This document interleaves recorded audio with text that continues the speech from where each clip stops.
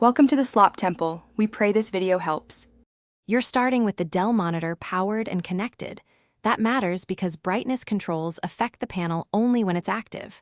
Once powered, find the physical buttons or joystick on the bottom or rear bezel. They differ by model. Press the menu or push the joystick to open the on-screen display.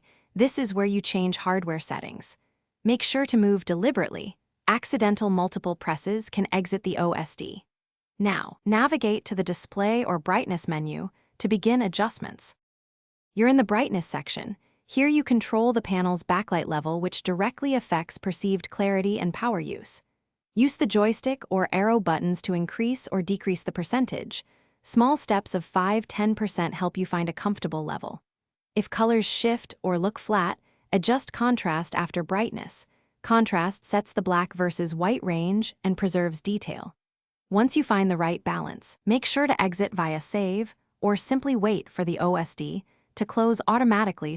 Once done, validate the brightness by opening a range of content, documents, video, and a dark image to ensure readability and no clipping. If the OSD won't save or brightness jumps back, reset to factory defaults in the OSD. That clears corrupted profiles. Make sure your computer's power saver or OS display settings aren't overriding the monitor.